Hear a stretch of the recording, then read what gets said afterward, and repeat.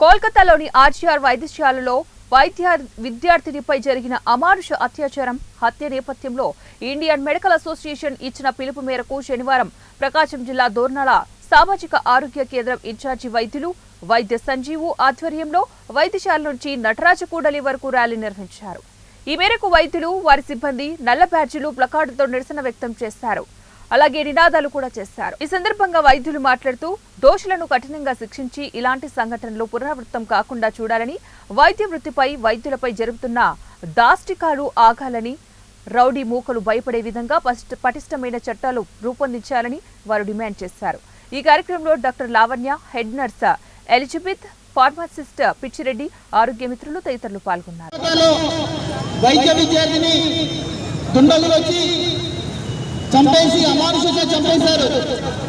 వాటిని నిరసనగా నేను దోర్నాల సామాజిక ఆరోగ్య కేంద్రం నుంచి శాంతియుతంగా ర్యాలీ చేస్తున్నాము।